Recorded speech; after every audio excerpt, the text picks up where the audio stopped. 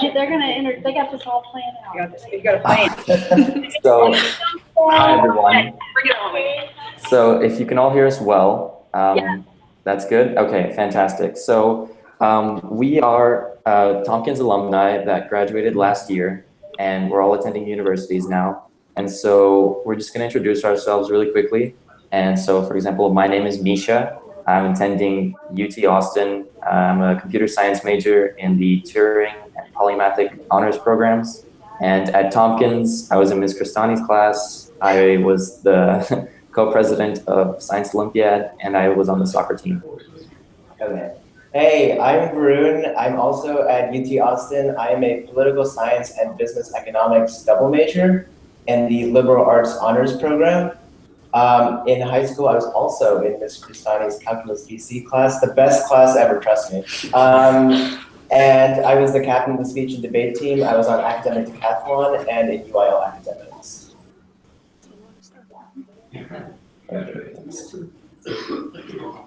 Zaning? Oh, okay. Hi, everyone. My name is Zaning. I currently attend Dartmouth College. I am unsure, but tentatively majoring in engineering modified with economics with a minor in studio art. In high school, I was involved with Mu Alpha Theta, Creative Writing Club, FBLA, and some UIL academics. I'm Christina. I go to Texas A&M University.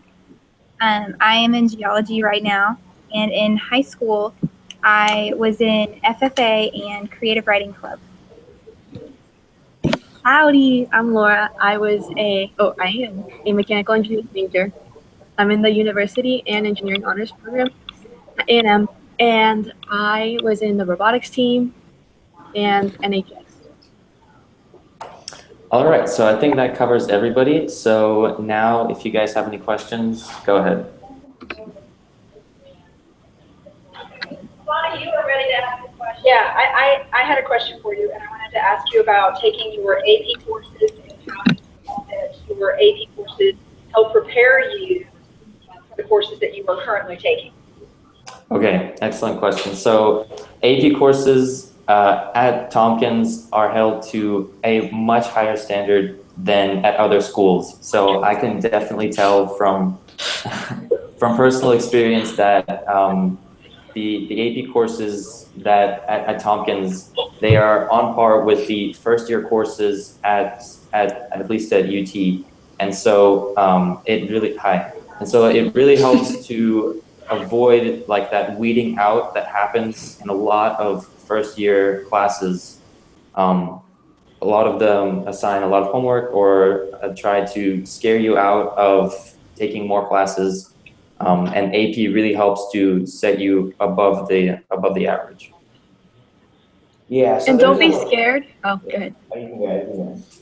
So don't be scared if you don't get credit for certain classes that you're taking. I know Zaning didn't get a lot of credit from her AP courses. It still really helps because if you're sitting in class and you know what you're doing, it's way better than trying to learn it. And there's so many other like things that are going on that you're freaking out about in college, and at least you're not freaking out about trying to understand what's going on in class. Yeah, taking AP courses in general just gives you a different mindset to where you can challenge yourself more often. It just helps when you get into college. Okay, so there's at least in college, there's a lot of students who don't take AP exams, which means they're not necessarily prepared to handle the challenges of like these higher level college courses. So by taking these exams and testing out of some of these core classes, it gives you some leverage over other students, and it makes your first year at college just a little bit easier.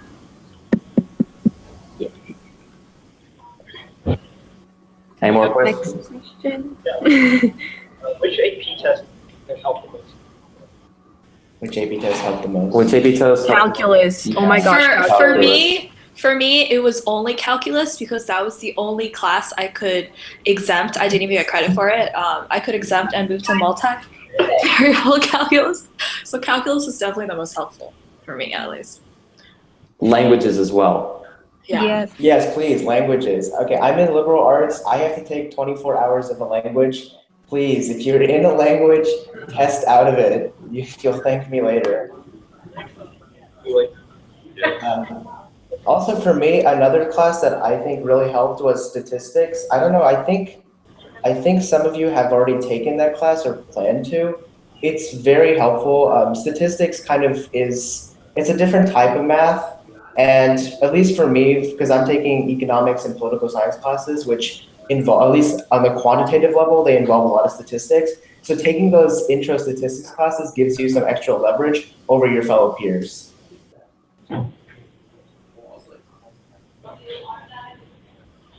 Yes, question. Yeah. Okay, who did you ask to help you with editing your essay? Okay, so for essay writing, I would say first read over it, and then I asked Zaning. So Zaning was the person that helped me go through all my essays for honors, just for applying to universities. And she helped me a lot with little things that I needed to do. And then I sent them to Miss Park, and she would also read over them, because there are things that you're trying to convey, and sometimes they don't come out the best way. And you really want to be saying so. Ask your friends first, and then professors. There's really a lot of people that you can ask around at school. Yeah, and also for your essays, try to make them unique and personal to you. Kind of add your own humor into them a little bit. I know a lot of people think that, oh, it's a college essay, I have to be extremely serious or extremely formal. You do have to have a level, like a certain level of formality, but also this is basically the only way they're going to get to know you really, besides your list of skills on your application. So that can definitely help you when they're reading a bunch of boring essays every single day, and they get an essay that has passion and uniqueness to it. Okay. I just wanted to add something, sorry. So for essays, yeah, review it multiple times. I asked my English teachers, Miss Park and Miss Fry, and I noticed, like, even though I thought my essays were wonderful, they would always find like these little errors, like, oh, you forgot a comma, you forgot a semicolon, something like that. And those little mistakes like can add up, especially with these admissions officers who are very meticulous with looking over your essays. Making sure everything's grammatically correct is very important.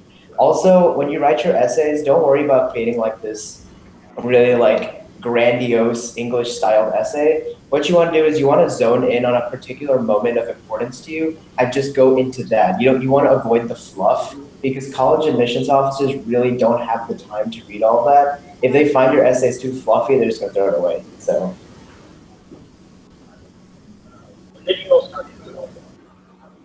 Could you repeat that? Sorry. When did you start college? When did you start? I started like the start of school, like high school, senior year, because it's good to start early. Start writing your essays, like getting everything organized. Of course, there are people who start extremely late and still do fine, but I would advise against that. Yeah, being procrastinating college apps is not a good decision. I'm just saying. So start as soon as possible. If it's just like organizing what you think you might want to write on your essay, or just asking for teacher recs, it's really good to start early. Yeah, some colleges have a recommended submission date. So for UT, the deadline is December 12th, I believe. December 1st, sorry. But the recommended submission deadline is October 15th. And so if you can get your application into them by that recommended date, they can give you your decision a lot earlier, and that'll give you a lot more options to choose from. And with that, also, don't just think about getting into the school. Think about if you get into that school, you have to apply for housing, you have to apply for a bunch of other things. And a lot of times it depends on how early you get admitted, and that depends on how early you apply. And that makes a lot of difference in where you're going to be living, and a bunch of other things, what classes you can sign up for, because you'll go to an earlier orientation. So it all kind of just snowballs in. And honestly, something that helped me, if you really need to get your applications done and your essays done, just ask your mom or your dad to ground you for a weekend where you can't go do anything else, and just literally knock it all out, because that's just get it over with. When did you guys start applying for scholarships, and where did you look? Okay, so Tompkins actually offers a great website from the counselors, I think, for local scholarships, and those are much easier to get because there's a less larger variety of people applying. So that'd be the first place I would look. As to when you can start applying, you can honestly start applying now, but personally, I did it after I was done with college apps because then I could focus on it rather than just being flustered and working on scholarships and then college apps and doing that. A lot of scholarships also are from the university or college that you apply to, and they might offer you a scholarship or some sort of thing after you get in. So those are the two things, but definitely, you should start looking at maybe like the due dates of scholarships so that you can get an idea of when you want to apply. If you're involved in a specific organization, more than likely they're going to have scholarships for that. Like for FFA, at least, there were so many scholarships that you could apply for. And I think there are some for fine arts as well. So. I think someone in the back had a question. Could you speak louder, please? I know there's some websites like Apply Texas.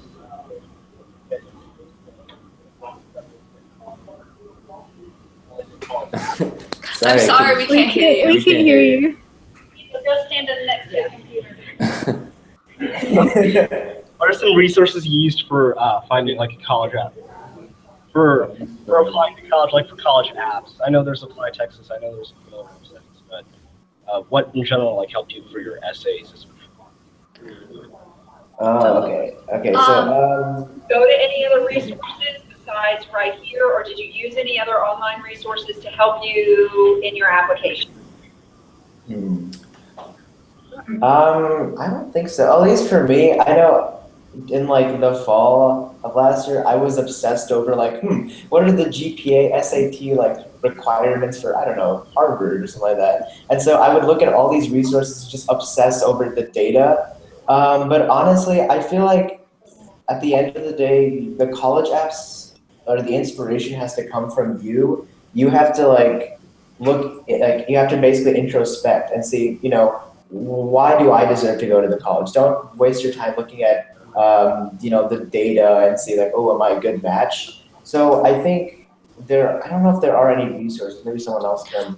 College Board. I will chip in. A good resource I would say is there are plenty of college app essay examples on the internet, and I think that's good resource to read some other people who have applied to maybe the colleges that you want to go to, and the essays they wrote, to get a general sense of what kind of essays you should write. I know it doesn't have to be like a crowning moment in your life. It could be something super small. Like I have a friend who wrote about killing a cockroach, and she now attends a very nice college. So I mean, it's really it's good to look at other people's essays, especially there's tons on the internet, and just to, I guess, pull from them and see what kind of essays are personable and stuff like that. College Board also has a lot of, like she was saying, practice or people's essays that you can read. It also has techniques, and like you can read through articles that tell you the best way to write a college essay. So if you really need inspiration, you can get it from there. Okay, and for the whole process, Khan Academy actually has an entire course from start to finish of applying to paying to post-college. And they have a lot of really great videos and articles there, especially one about how to write recommendation letters.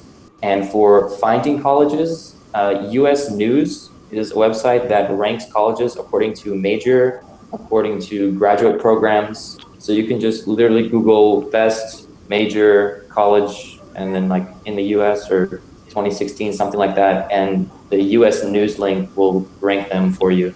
And then like a lot of the colleges also have prospective freshman pages, and they have summer preparation links for just like a general bulleted list of what they're looking for in prospective freshmen. Yeah. I would say there's one thing that I didn't do that once I got here, I wish I would have done. And there's so many summer camps for all kinds of majors and all kinds of things, and universities far away and nearby. And no matter if that's the school you want to go to, going to those camps and showing that you're interested in colleges from like maybe your junior year or your senior year going in the summer, it really like makes a difference. And you kind of already know what to expect once you go to college. And I So think look for those someone back there had a question. Yeah. What's another way that you found research college, like start narrowing it down? Narrowing it down. Wait, it's like narrowing your list of colleges down? Yeah. Oh. Okay, I guess really kind of cost and deadlines. Yeah, I don't know. For me, I wasn't sure. I really didn't know how to narrow it down. So I was like, hey, I'm just gonna apply to every college I want to. So that may not be the best decision because I was sitting at like 16 applications. So if you really want to do that, props to you. It's just a lot of money. Just like because an application fee is from $50 to $90. But if you really are interested in that, go ahead. As far as narrowing it down, I think Misha could give good perspective on that because at least he told me about this last year. I don't know if he remembers, but. Right. So I looked at in-state colleges that were well known for my major, and then I looked at out-of-state colleges that would be worth it for paying out-of-state tuition. And so that was just kind of the balance between the two. And then I looked at the programs, I looked at what people were saying online. And I mean, like Varun said, narrowing it down is as much work as you want to put into your application. And also, I mean, you can think there's a school out of state that you've heard it's good and you know that the rankings are good. Just because it's in state doesn't mean it's bad. Like I wanted to go out of state. I did not want to stay in Texas. But just looking at my specific major and seeing what the colleges here were ranked as, it makes a lot of sense to think about also how much it's going to be worth. I mean, is it worth going out of state if you're going to get the same education? Yeah. And things like that. So just look at your specific major. Don't look up the ranking for the whole university because they can have a super awesome engineering program, but if you're into architecture or liberal arts, it makes no difference if you go there or you stay in state.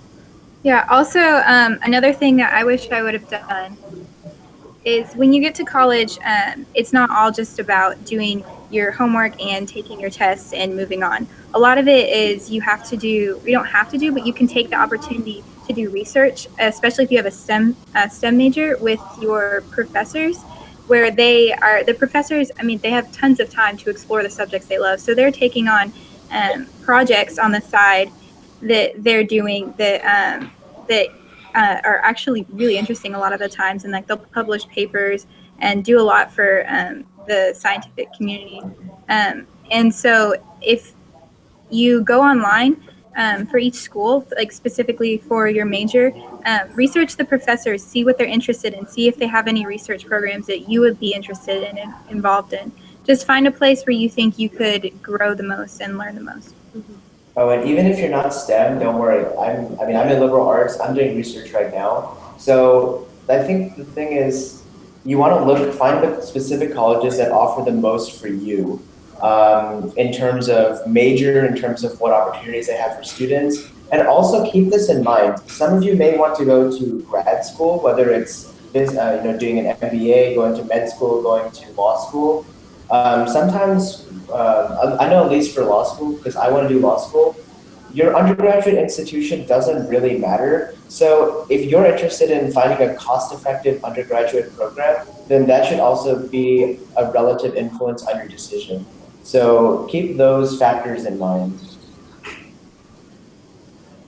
Next question. Oh, we've exhausted our supply. There's no more questions? Okay. Well, I can talk about something. Okay. You're an aquatic mammal, which one would you be? If we were a what?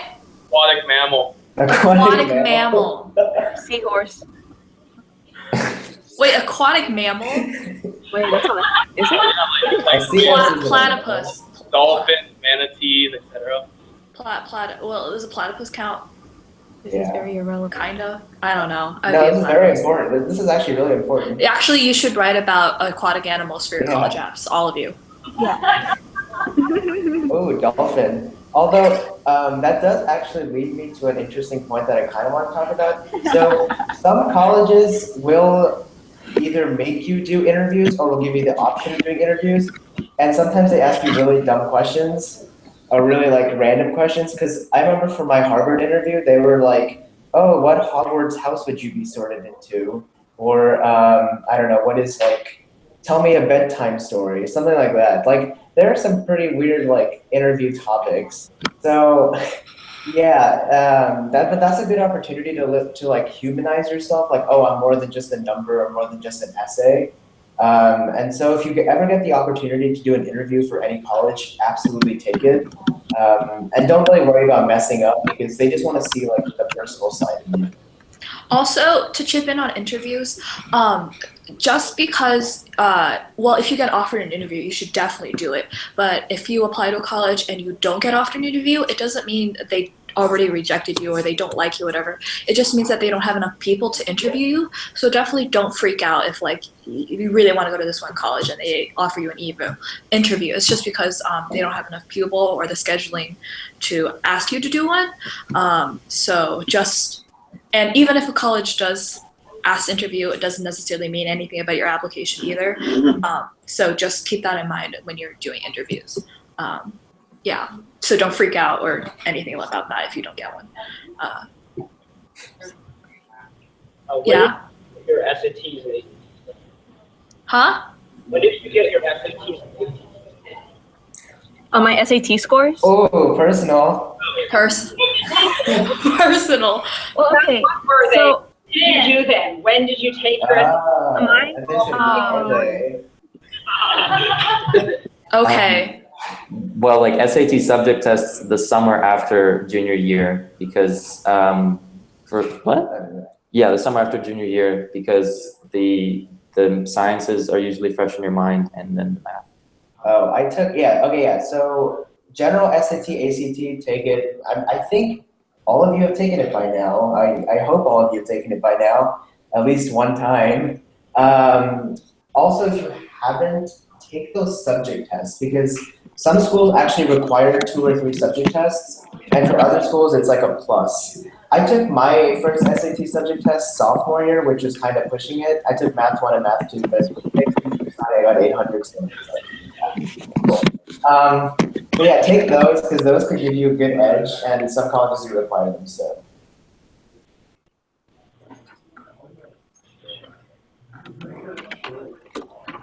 Christina, Laura? sorry, we were moving because the, yeah. Oh, it's fine. Are we still on the subject of SATs? So, I mean, when I applied, when I was trying to get into engineering honors, they had a requirement of what your SAT score had to be, and I did not meet that. And so I was freaking out and I was super sad because I thought I wouldn't be able to get in. And I talked to the people, like I emailed them, and they said, as long as you have a good essay, that doesn't matter. So I'm not saying go get a bad SAT score or anything, but there's other ways to get into stuff, and it's not just based on a number. That's true. So, I mean, as long as the number is average, you can write essays, you can show, like, talk about all the other things you've done. Like, in my essay, I talked about how I was taking AP classes or I was in the robotics team. And so my emphasis or, like, all my efforts were not put specifically on one test, but it was showing that I was taking calculus, I was taking all these other advanced classes. And so I was still pretty prepared for college, but the SAT score just didn't show it. And I got in. I just want to say, you should definitely have taken your SAT or ACT by now. SAT subjects tests, I think, is also a good idea. I took them my junior, right after junior year ended, so like junior summer. And I want to chip in on the SAT, ACT score thing. I mean, of course, the higher it is, the better. But honestly, if you want to apply to a certain college and you look at their range of scores, if you are in that range, what really I think matters is your application. So your teacher recs and your essays will weigh out more than that number when they're comparing you to other people of like applying to the same institution. Say if you have like, I don't know, a 30 on the SAT compared to a 29, it might not really make that big of a difference if the person they're comparing you to has a better essay or you have a better essay. Like sometimes don't get too fixated on the actual score. I would focus on what you can't control now, which is, you know, those teacher recs and your essays and your actual application.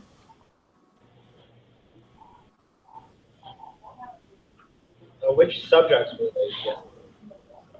Subject tests? Which ones did you? I took world history, math 2, and physics. And yeah. How are you? Oh, just to mention, on some schools, if you're applying to say like the engineering program, sometimes they require you to take a certain subject. I know some schools required like math too, so that's why I took math too, just to double check. So make sure you're getting the requirements done for the schools you're applying to. I think it's not just for engineering. Like I don't remember which colleges I applied, but a lot of them that require subject tests require at least one in math. So even if you're really bad at math, just try your best on it. I mean, you have Mr. Science, the odds are you're going to do really well. So, or you're in Tompkins High School, the greatest public high school in the country. So you're going to do really well. I took Math 1, which is basically like Algebra 1, so you can kind of ignore it. Math 2, World History, US History, and Literature. So kind of gear them towards what you're interested in. For example, if you want to study like engineering, take the physics or chemistry ones. Don't take the literature one. Like there's no real connection unless you really like literature. So take something that kind of focuses more on what you want to study, and that gives you a level of specialization. For those of you who apply to a lot of colleges, how would you recommend responding to the questions that are like, why did you choose college? Oh, why? Why did we choose the colleges we did? I have to answer the essay question. Oh, the essay question. Okay, so I would say do some research on that college and don't pick like a very common thing. Like don't be like, I really like the architecture, so I look going to this college, or like I really like this program. A good way is to like focus on a really small thing and not talk about a bunch of broad things. So like a program, something like that. Yeah, like a small program that you think is really cool and you're really interested in, and that shows that you did a lot of research in that college and you really like interested in getting involved in what you want to do. Because college admissions basically want to see you at their college, and if you point out like a small program that you said you were really interested in, it shows that you did your research and that you're really interested in the college. Or like or like an alumni that inspired you. You know, don't talk about like a bunch of different things. Talk about one specific thing. That's what I would say. All right, so we have 3 minutes left before your guys' enrichment ends. So thank you all very much for coming. If you have any more questions, we'll talk with Ms. Tuttle and Mr. Brisdale, perhaps maybe doing another one of these. And in the meantime, we actually have a website. It's called tompkinsalumni.wixsite.com. If you Google for Tompkins Alumni, maybe you'll find it. And there we'll be trying to be posting blog posts. There's a helpful links page, and there's a suggest topics page if you want to have like topics that we can talk about next time, and just a general contact page if you have any personal questions you want to ask us. Also, should we leave our emails? Actually, I think you can just contact us on the website or tompkinsalumni@gmail.com. And then if you have somebody specific you want to ask, then just add that in the email. And really, really just love your teachers, because you end up missing them a lot when you're away. Yeah. So much. It's sad. And the professors here are not like, they don't compare. It's different. So just make sure you learn the most. You ask the most questions while you can. And have fun. That's like the biggest thing. Don't get stressed out too much. Like, this is your final year of high school. Make the most of it. No, all your work. Just do 24/7. Study, study, study. Okay. Thank you. Okay. Yes, Alvin. Wait, no, I'm waving. Oh, I was like, was that a question? Oh, it's so sad to see. What the website was again? Tompkins Alumni. .wixsite.com/home. Wix site. Wait, how do you spell that? What's spell Wix? Let me type it in the chat. Okay. It's showing up as WIX. Oh, my website still has tompkinsprecal.weebly.com. Great. Where's the Oh, wait. Tompkins I alum? misspelled alumni. I misspelled alumni. WIXSITE.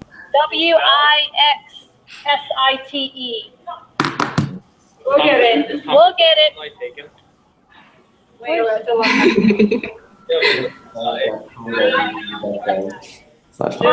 There's Brandon. Hi, WIXSITE.com. Brandon. He's like right there. /home. Okay, it's me. It's just the YouTube. Like, everyone else is on the All right, phone. thank you guys so much for taking time. Thank you. Bye, guys. Bye. All right, we'll talk soon. All right. Anything too? Bye, guys. Bye, Mr. Sonny. See you, Brad. I don't know why I'm here. He's a sophomore.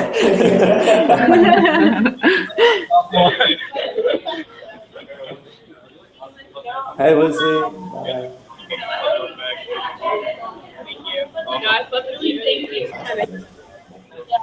Yeah, this is a Richmond. Howdy. Hello. So fun. Bye. San Diego.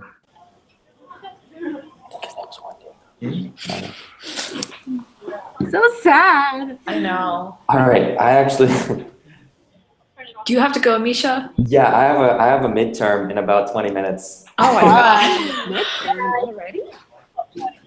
Bye. Yes. Later. Bye, guys. Bye, Mr. Bye. Stein. We'll talk later about maybe organizing another one of these and how it went and some feedback. Perfect. Okay. Great. Bye. Have a good day.